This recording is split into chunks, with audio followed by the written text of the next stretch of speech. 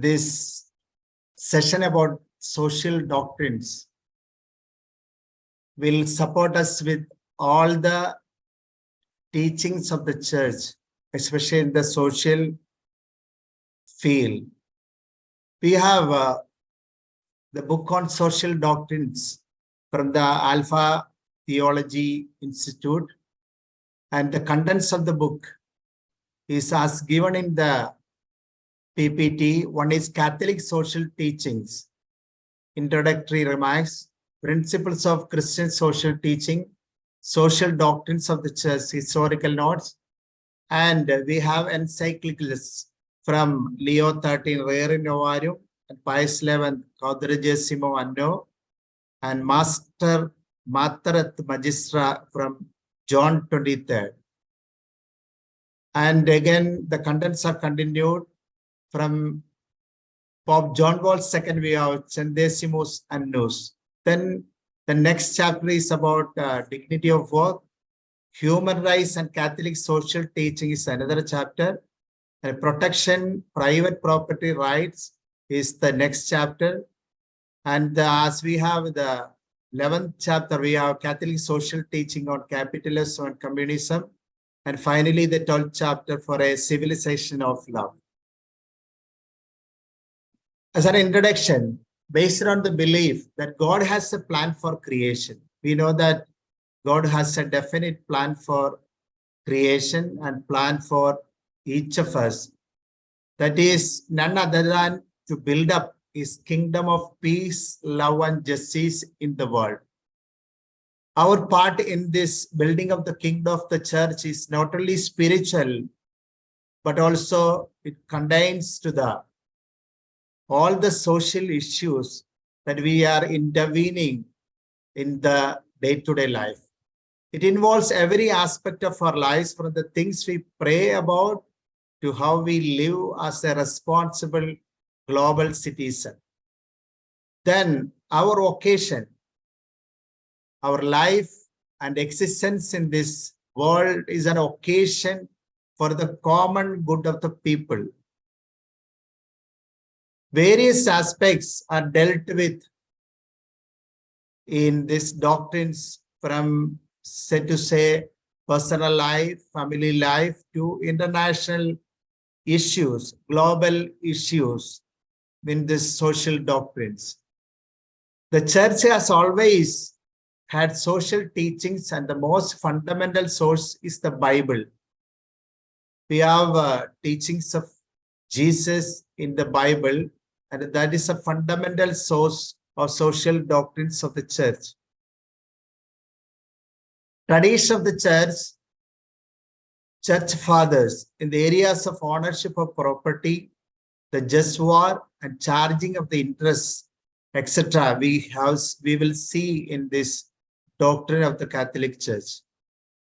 And Catholic social teaching emerged at the end of 19th century as a response to the injustices of the Industrial Revolution and threat of communism. In the first chapter, we can see what is Catholic social teaching.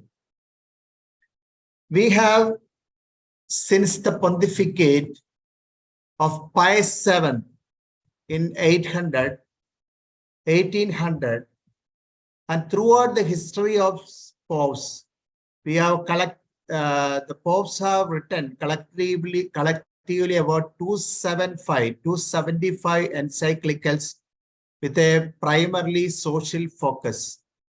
And the first encyclical was in 1740 by Pope Benedict XIV. And an authoritative teaching on social, political, economic issues. That is the teaching of the Church on Catholic social teaching. As I said, it is informed by the gospel values and the lived experience of Christian reflection. For example, if you take a gospel value, do it to me, that is the gospel value that is from Saint Matthew chapter 25 verse 40. You did it to me. There is a gospel value of giving a drink to the thirsty and food to the hungry people, and everything we see that whatever every one of us do it for the world, for the fellow being, is done to Christ himself. That is a most basic reflection of the gospel value. And when we analyze the lived experience of Christian reflection from the different historical, political, and social contexts, we see that every act of a Christian must contribute to the social problems, social issues of the day. And we have also criteria for judgment and guidelines for actions. Catholic social teaching is a reflection on the criteria for judgment and guidelines for action. And we know that the judgment and the guidelines in the society should be based in Catholic social teaching. Catholic social teaching empower us in our struggle to live our faith in justice and peace. Our faith should be lived in justice and peace. That is a concern of the church every time. And Catholic social teaching, what is it not? It is not an ideology, but it is moral theology. Solitudo Rei Socialis, page 41, we see that it is not an ideology. We know that ideology, for example, communism is an ideology, socialism is an ideology, capitalism or Marxism is an ideology. It is a set of opinions or beliefs, a set of political beliefs, a set of ideas that categorize a particular culture. But moral theology, the purpose and role of moral theology is to instruct the believers on the teachings of their faith and to guide their behavior in day-to-day life. That's why Catholic social teaching is not mere an ideology, but a moral theology to guide us in judgment and also in action. It is not a third way between liberal capitalism and Marxist collectivism, but constitutes a category of its own. It is not a third way between capitalism and Marxist collectivism. It is not a model. Models that are real and effective can only arise within the framework of different historical situations, through the efforts of all those who responsibly confront concrete problems in their social, political, and cultural aspects as these interact with each other, as we see in Centesimus Annus, page 43. And we have certain principles of Catholic social teaching. The first principle is the dignity of the human person made in the image of God. We know that we have in the image of God. We are created in the image and likeness of God. And the primary principle of Catholic social teaching is dignity of the human person. The second principle of the Catholic social teaching is the common good. We know that we have locally and nationally and international levels of common good. Whatever do, it could be a local action, but it will have a global impact for every action we do. We actually nurture a tree. That will be a response to the global warming issue, what we do in locally proper in our places. So every local response to the good of the fellow being will have an impact in national or international levels. And common good of local, national, and international levels is a principle of Catholic social teaching. The next one is solidarity. All are responsible for all. That is the basis of Catholic social teaching. Solitude, as we see in the Solicitudo Rei Socialis and also Centesimus Annus, we have solidarity. All are responsible for all. As we see in the philosophers, the other is hell. That doesn't befit to the Christians, but other is heaven. The other is my brother. That is a solidarity. We are all brothers and sisters from one God, the Creator. That is a solidarity. That is a basic principle of Catholic social teaching wherever we are. And another principle of Catholic social teaching is subsidiarity. Power and decision making in society should be at the most local level, compatible with the common good. Also see in Quadragesimo Anno, and we know that the participatory social undertakings make subsidiarity. Every human being has an opinion, and we are to, of course, we are to access to the opinions of the common people and give a participation for the lower ring personalities. The next principle of Catholic social teaching is option for the poor. Fidelity to Christ, seeing him above all in the faces of suffering and wounded people. And we have, as Christians, this responsibility to opt for the poor. As we have seen, we will see in Solicitudo Rei Socialis and Centesimus Annus, both encyclicals. We have the principles of Catholic social teaching in a little detail. One, respect the human person.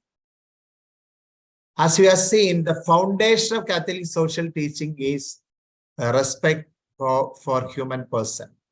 As Pope John Paul II says, for respect the human person is a correct view of the human person and of his unique value, in as much as man is the only creature on earth which God willed for itself.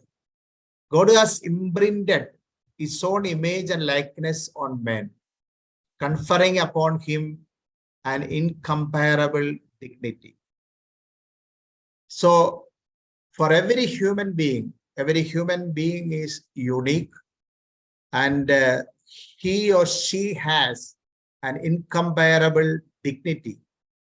That is the basic principle of Catholic social teaching, as we see in the respect the human personality.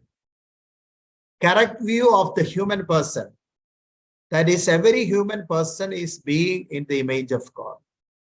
The human individual possesses the dignity of a person who is not just something, but someone capable of self-knowledge and self-possession.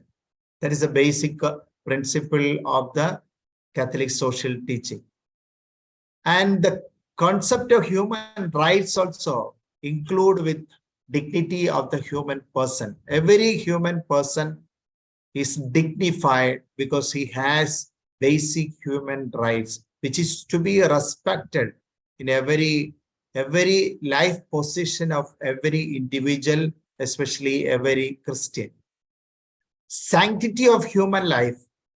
Oppose acts against human life abortion, euthanasia, capital punishment, genocide, torture, targeting of non-combatants in war, and every deliberate taking of innocent human life. So the value of life should be respected in our every word, deed, and action.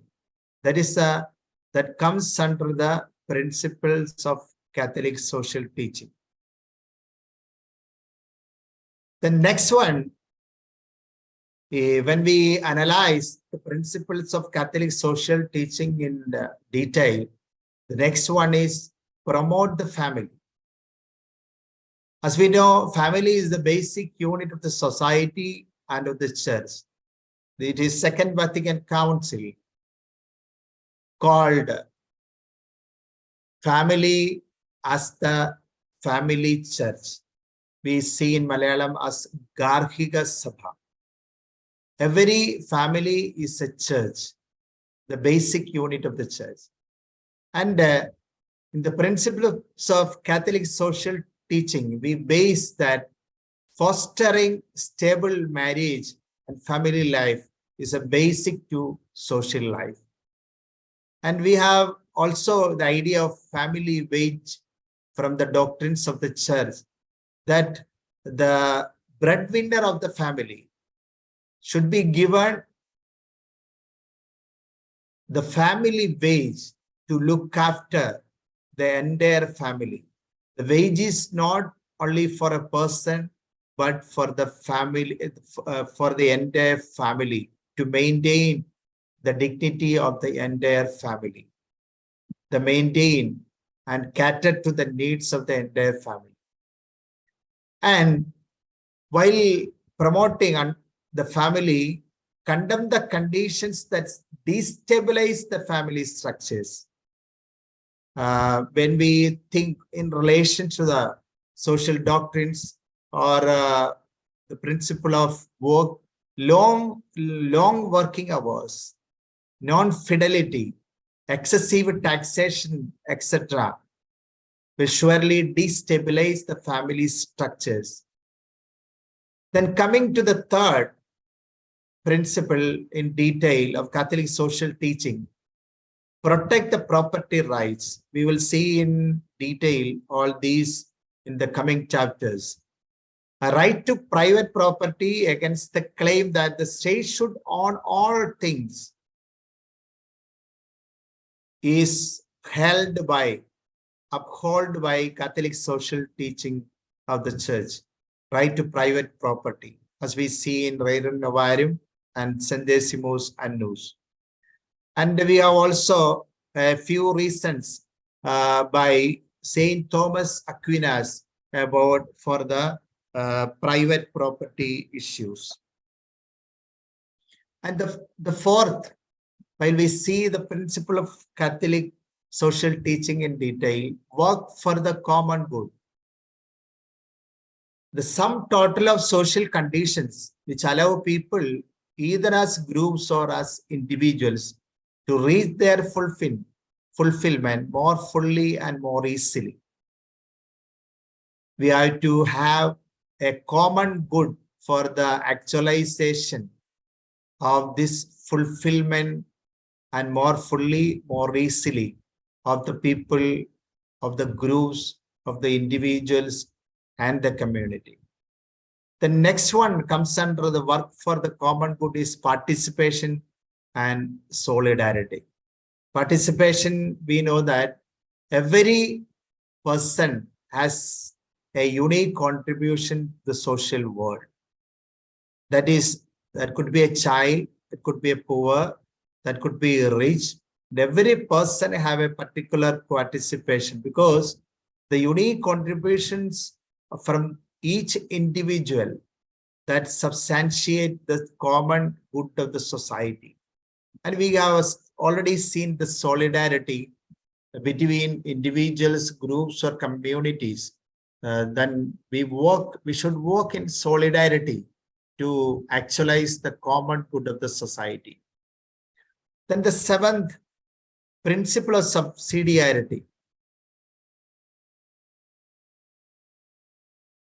Power and decision making in society should be at the most local level, compatible with the common good. That is reiterated in the encyclical Quadragesimo Anno, that is principle of subsidiarity. And we have respect work and the worker.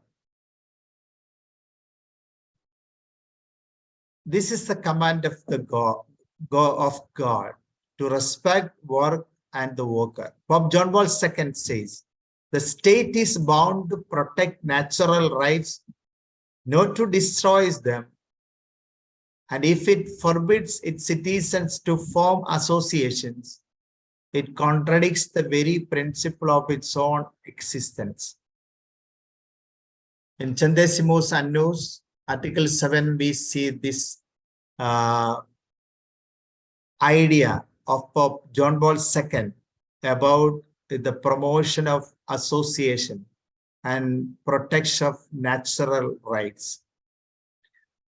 Catholic worker movement founded by Dorothy Day and Peter Maury. It is in about 185 Catholic worker communities continue to protest injustice, war, racism, and violence of all forms in the world. The seventh one is pursue peace and care for the poor. As put forward by Saint Augustine, tranquility of order is to be kept in the society, that while we pursue peace and care for the poor only, the tranquility of the order in the society could be maintained. And war to restore peace, that is, as we have seen, we see in just war theory, pacifism rejects outright waging war as morally evil for a variety of reasons. For secular reasons, violence breeds violence. And religious reasons, we know that Jesus himself believed in non-violence. And we will see of the just war. We know the church protects or promote the idea of just war theory. Pacifism, as you know, is the belief that war and violence are unjustifiable, and all disputes should be settled by peaceful means. And the just war theory, as we see in all the Christian philosophy, a war justified by a moral or legal tradition. There are 5 principles of a just war. That is, one is for a just cause, war for a just cause. Second, being a last resort. Being a last resort only, we should go for an inevitable war. Third, being declared by a proper authority. The fourth one is possessing a right intention. And the fifth one, having a reasonable chance of success and end being proportional to the means used. That are the principles of just war theory. We will just move on to the history. History of Catholic social teaching, or the Catholic doctrines of social area. And we have, as based in the Bible, we have the ethical consequences of the confession. Jesus is the Lord. And while we proclaim Jesus as the Lord, and we have to abide with the ethical consequences of the every issue of the people in the society. And in Acts chapter 12, 42 to verse 47, we see the stand towards Judaism as the apostles proclaim Jesus as the Lord. And we can see in Acts chapter 14, the regard about property and the food in the markets and worship of the emperor. The high Middle Ages, Catholic theologians, the just war theory was promulgated. And Saint Francis, we see his life as he proclaims the Jesus as the Lord, the relation to the nature. Then coming to the colonization, America's Spanish, Dominican, and Jesuit theologians upheld the dignity of the indigenous people whose lands were being invaded. And from the Bible and the Catholic Christian practices of the church fathers, and from the history like colonization, etc., that formed the background or history of Catholic social teaching. And coming to the chapter 3, we see in the book of social doctrine, the church social doctrine in our time, a historical note. In her continuous attention to men and women living in society, the church has accumulated a rich doctrinal heritage. This has root in sacred scripture, especially in Gospels and the apostolic writings, and takes on shape and body beginning from the fathers of the church and the great doctors of Middle Ages. From Rerum Novarum to our own day, Rerum Novarum by Pope Leo XIII examines the condition of salaried workers in inhuman workers, their inhuman misery. The Catholic doctrines on work, the right to property, the principle of collaboration instead of class struggles, the fundamental means of social change, the rights of the weak, the dignity of the poor, the obligation of the rich, the perfecting of justice through charity, right to form professional associations, etc., become the background for Catholic social teaching. And we will just pass on to the encyclicals by the Pope. Encyclical means letter from popes, official letter of teaching from the Pope. And we see Quadragesimo Anno as the first encyclicals.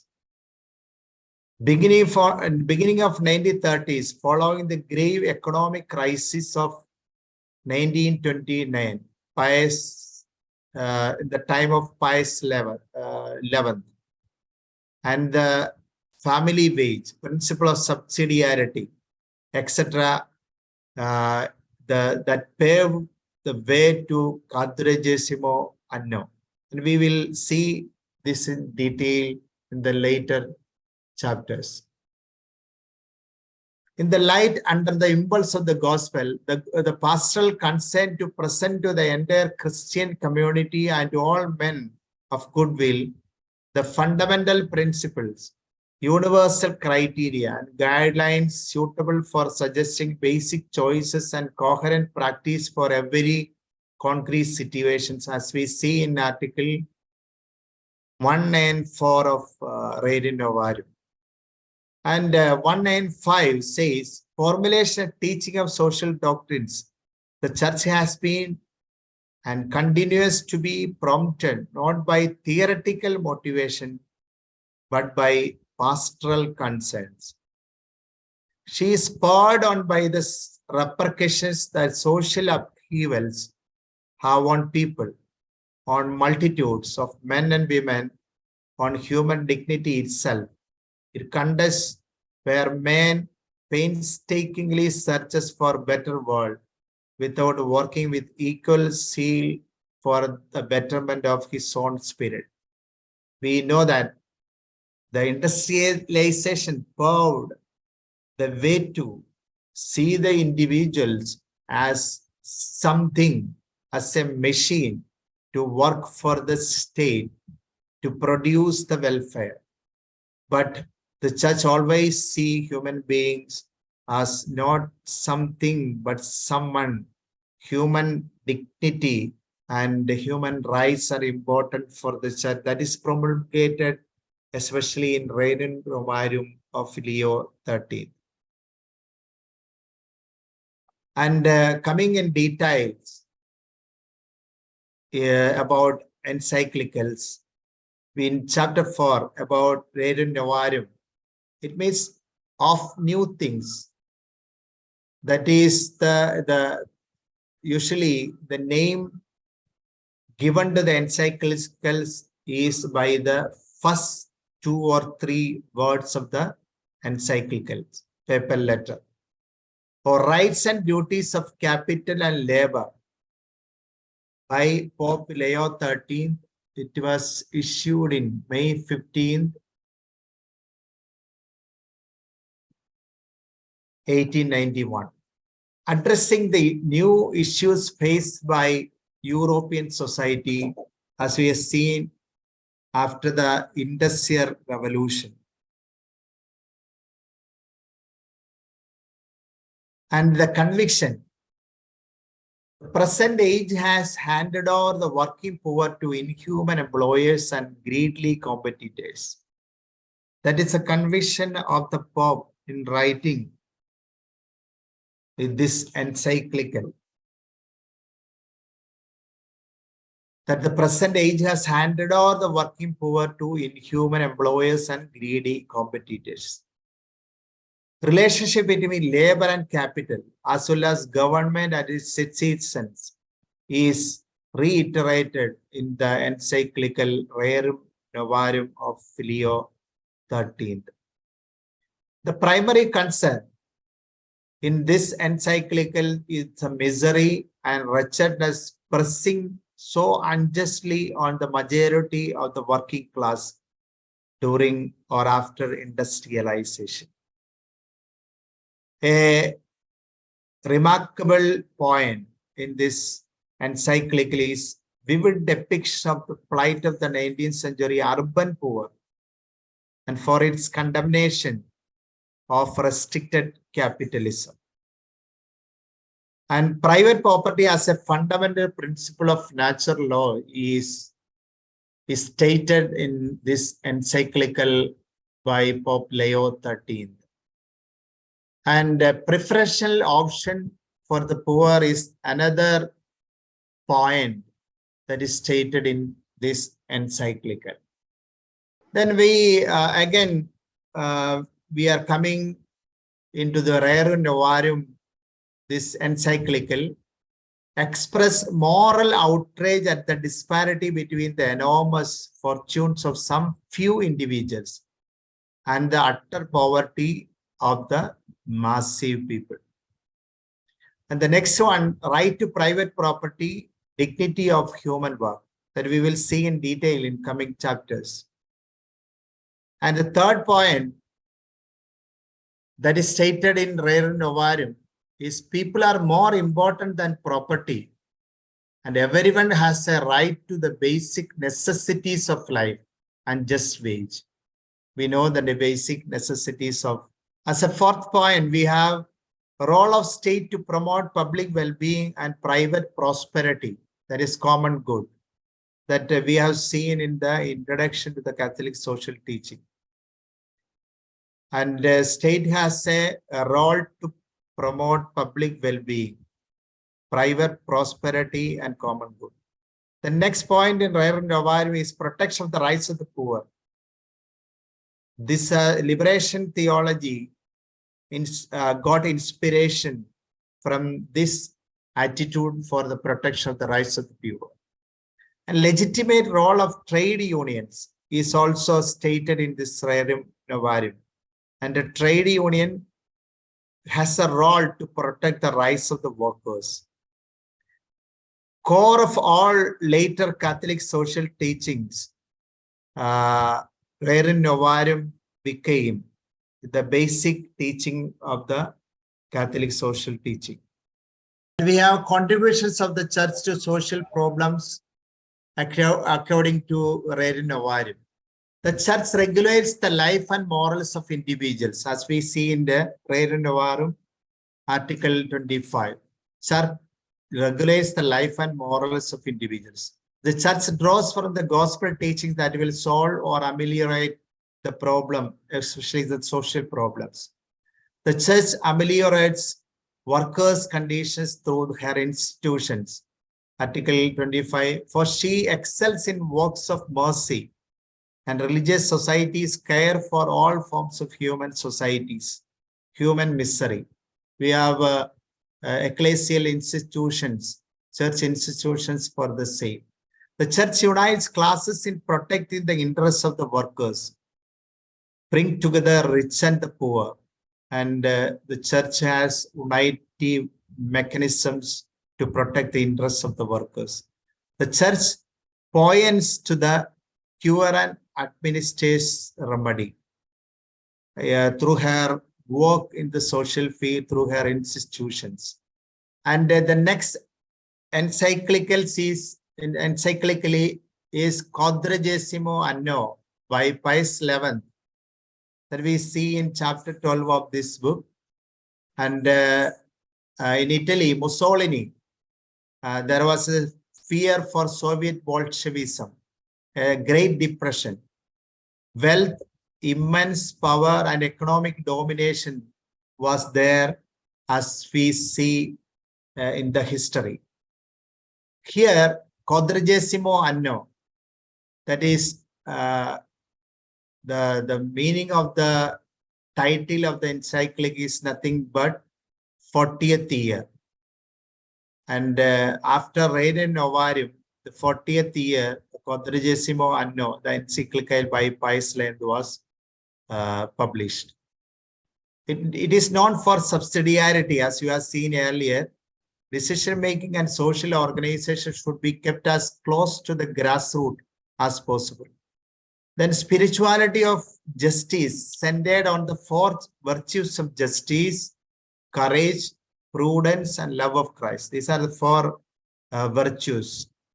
And spirituality of justice should be centered in these four virtues.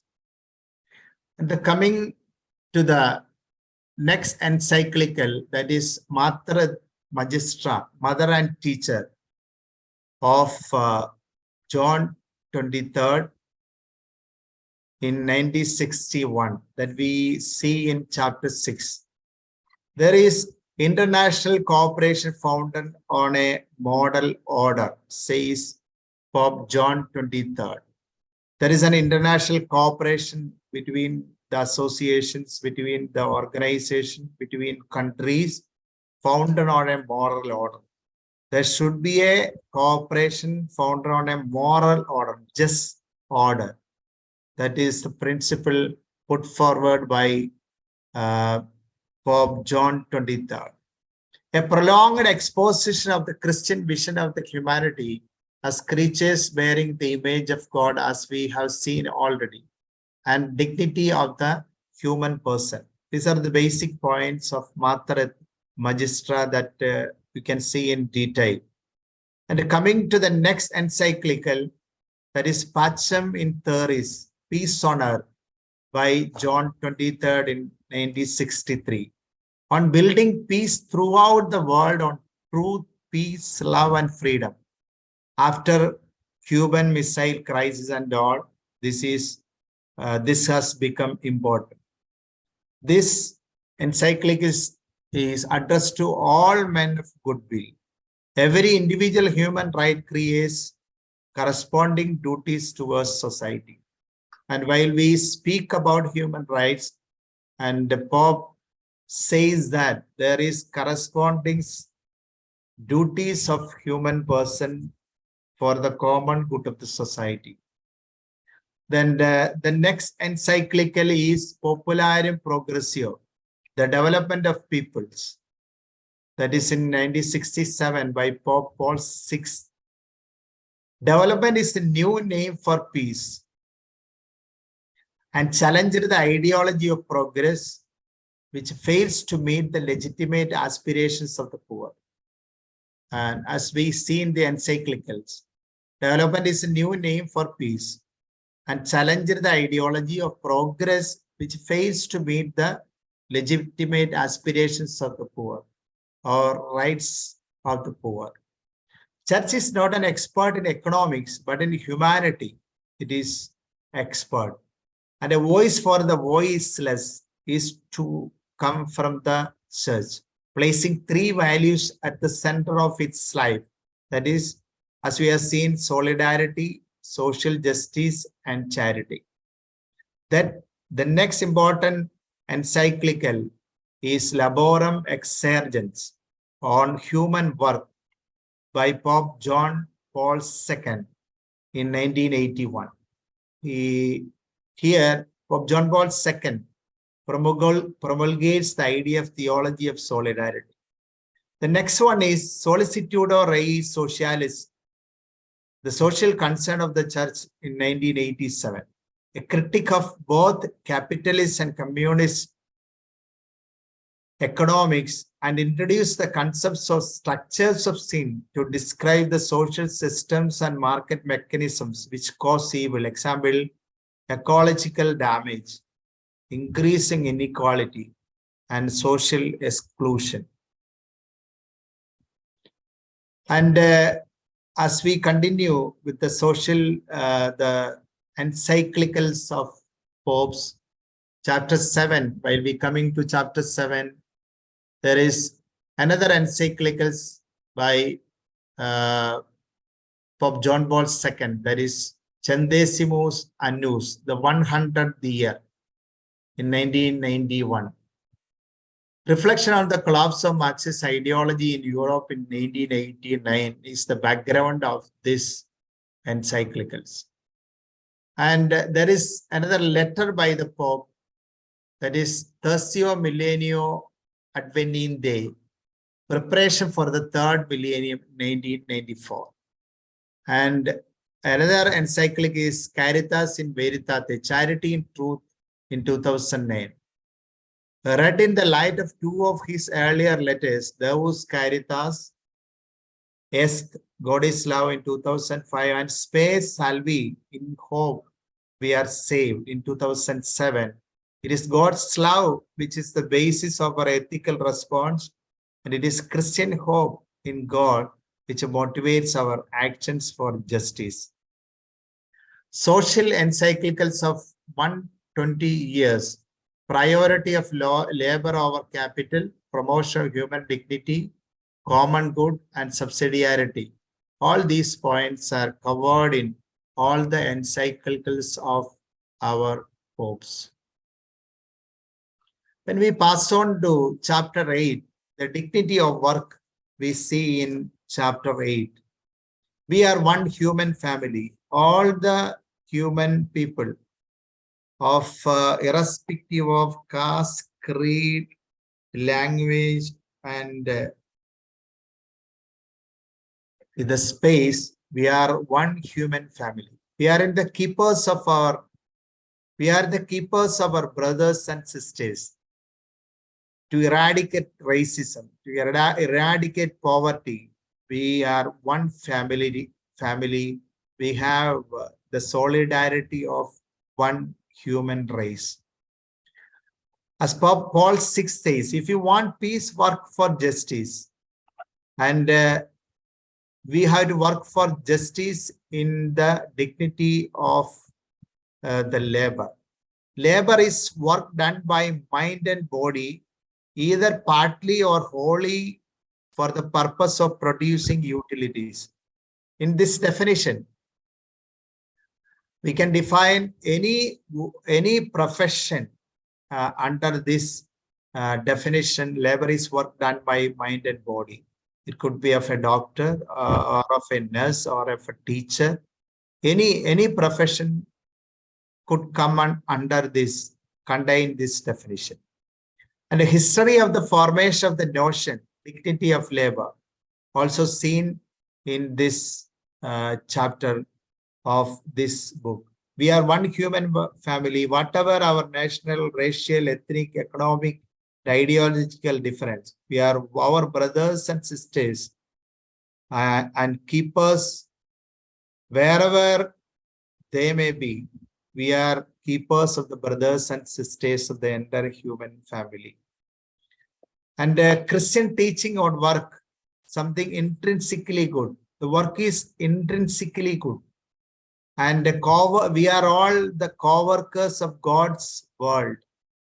To establish the kingdom of God, we are all co-workers. That is that we see in the dignity of work. So we have to work for the justice, then we will surely have a peace in the world, and we are to respect the dignity of work. Pope Francis on the dignity of work, he says, we do not get dignity from power, money, or culture, but we get dignity from work. And we don't be ashamed to do any work for the common good of the people. And this is the quote from Pope Francis is very much relevant when we think of work and think of our toil in the society to build up the kingdom of God. We do not get dignity from power, money, or culture, but we get dignity from work. Not paying fairly, not giving a job because you are only looking at how to make a profit. That goes against God. And if we don't pay a fair amount as an allowance or salary, or not giving a job because you are only looking at the profit, it is against God. That is the basic thought of the church, of the social doctrine, in the respect as dignity, in the respect of dignity of work. And we have the compendium of the social doctrines of the church in 2005 on the dignity of work. The main points are the subjective and objective dimensions of work. As we know, we have the subjective and objective dimensions of work. We can see the dimension of work from the subjective part or objective part. The relationship between labor and capital. The work, the right to participate. The relationship between labor and private property, rest from work. All these are given in detail in this chapter 8 of this book, Social Doctrines. Right to work is necessary. Work is necessary. That is a fundamental right. The role of the state and civil society in promoting the right to work is very important. The family and right to work is another point that is seen in this chapter 18, while we deal with the dignity of work. And women and the right to work is another point. And women, while keeping the dignity of the women have the right to work. And the child labor, and we are to abolish surely the child labor, while we'll observe the points of the dignity of work in the Catholic social teaching. Immigration work, and we permanently settle in another country and work is another point in right to work. The world of agriculture and the right to work. And the farmer being the bread giver of the society, that is also to be considered as the right of work in the society. The rights of workers, the dignity of workers and the respect for their rights. While we consider, as we have seen already, the dignity of work is to be considered, and the dignity of workers and respect for their rights are important. We'll come to the rights of the workers soon. The right to fair remuneration and income distribution is another point in this chapter. And the right to strike for the rights of the workers is another point in this chapter. And there is this chapter also deals with the solidarity among workers, the importance of unions, and the new forms of solidarity. And this right of workers is importantly made, and it is given in this chapter 8. And we will just move on to the next new things of the world of work. An epoch-making phase of transition. Here, the chapter deals with the globalization, epoch-making phase, that is the issues of globalization. And the social, the phenomena of globalization is one of the most important causes of the current change in the organization of work. This phenomenon brings about new forms of production, where plants are located away from where strategies are decided and far from the markets where the goods are consumed. As we see in this book, page 103. And the social doctrines and new things. And we have a social doctrines and new things given those impressive new things in the world of work. The church social doctrine recommends, first of all, to avoid the error of insisting that the current changes take place in a deterministic manner.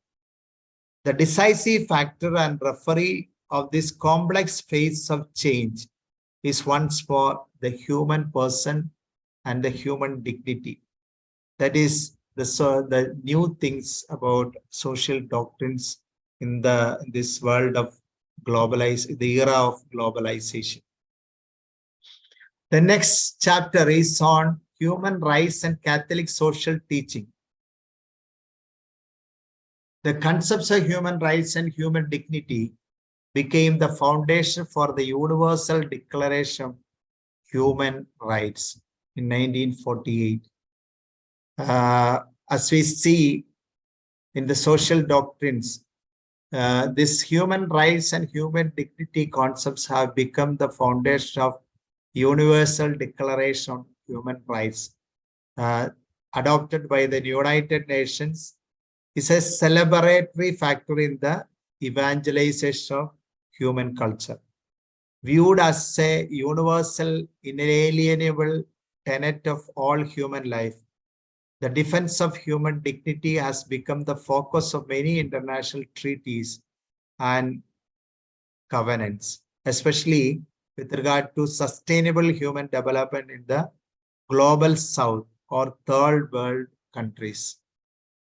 The next point is acknowledgement of human dignity is the cornerstone of the Universal Declaration. Human dignity, as we have seen all through these chapters.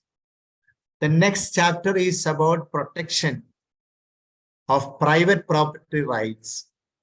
Rere Novarum and Centesimus Annos has defended the right to property against the claim that state should own all things, and right property against state ownership of all things. Then opponents of private property, as we have seen, the chief opponents of private property will be communities,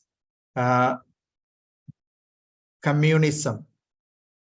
The present order of society is largely based on the private property of individuals, families, and communities. Now, there are many communists and socialists who condemn this kind of ownership as unjust and injurious, and who aim at abolishing either all private property or at least the private ownership of productive goods, which they wish to replace by community of goods.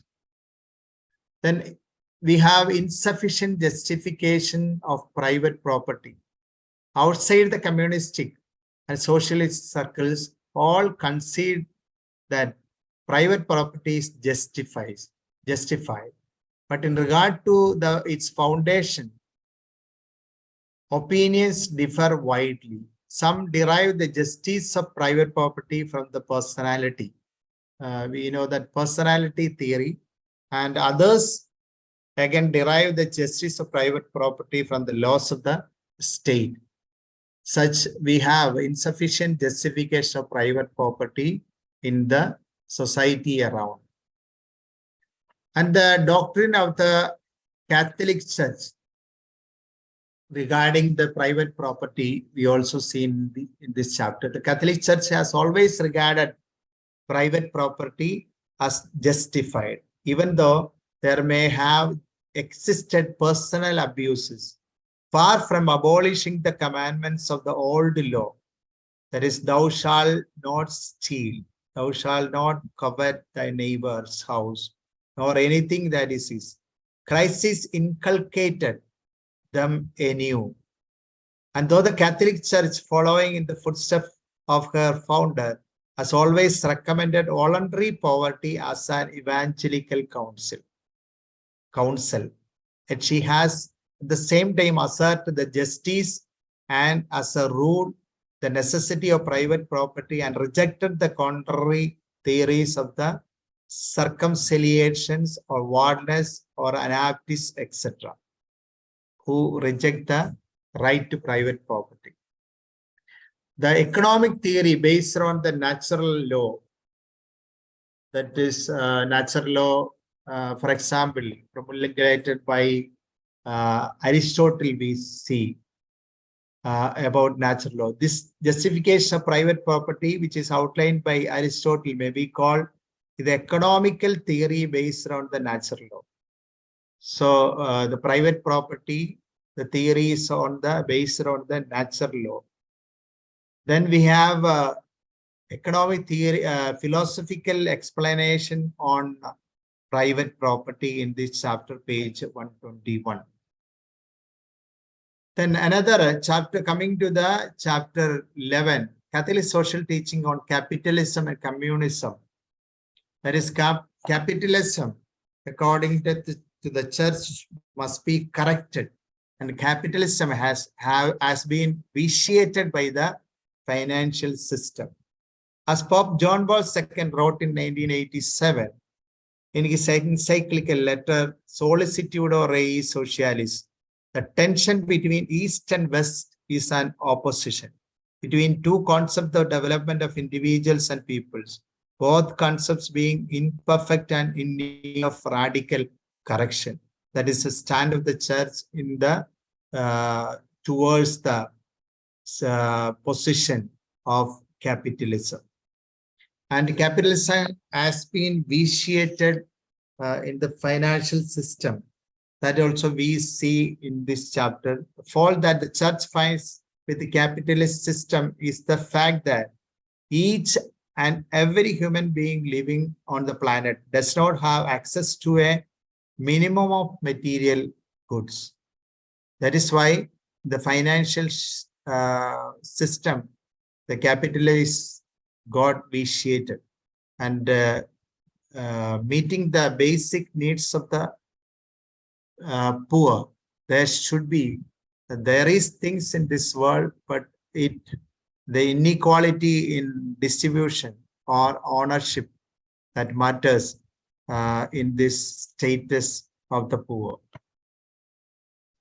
And the next, for a civilization of love, that is the concluding chapter of this book on social doctrines.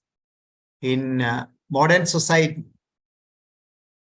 people are increasingly experiencing a new need for meaning that man will always aim to know, at least in an obscure way, what is the meaning of his life, of his activity, of his death. For the self-actualization of every human being, the meaning of life, meaning of his activities, meaning of his death is to be understood. And it is difficult to meet the demands of building the future in a new context of an even more complex and interdependent international relations that are also less and less ordered and peaceful as we see internationally. Life and death seem to be solely in the hands of a scientific and technological progress that is moving faster than man's ability to establish its ultimate goals and evaluate its course.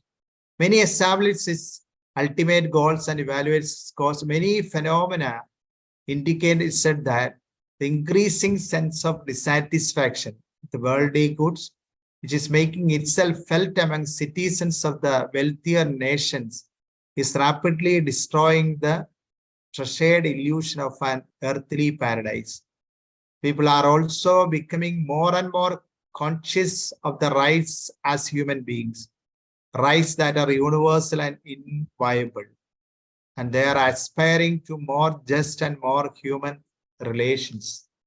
And at this context, the church looked forward to a civilization of love, starting afresh from the faith in Christ. Faith in God and Jesus Christ sheds light on the moral principles that are the sole and irreplaceable foundation of that stability and tranquility of that internal and external order, private and public, that alone can generate and safeguard the prosperity of the states. And belief in Christ will change our outlook in the social arena, and we will surely, as brothers and sisters of one God, the Father, will surely love one another as brothers and sisters and make a new world of civilization of love working together. A solid hope from this belief in Jesus Christ and working for the betterment of the fellow being will support an earthly life, this worldly life, more justifiable and more peaceful. Christian hope lends great energy to commitment. If we are hopeful enough, we will have a commitment in the social field because it generates confidence in the possibility of building a better world. Even if there will never exist a paradise of earth, the hope will give us a more energy, more commitment. In other words, a social responsibility, an ecclesiastical responsibility for the work of the common good. Christians, particularly the laity, are urged to act in such a way that power of the gospel might shine forth in their daily social and family life. They conduct themselves as children of the promise and thus strong in faith and hope they make the most of the present, as we see in the letter to Ephesians chapter 5:60. And the building of a civilization of love, that is the most grave responsibility of the present time of each of us. The immediate purpose of the Christ social doctrine, the doctrine of the church, is to propose the principles and values that can sustain a society worthy of the human person. Among these principles, solidarity includes all the others in a certain way.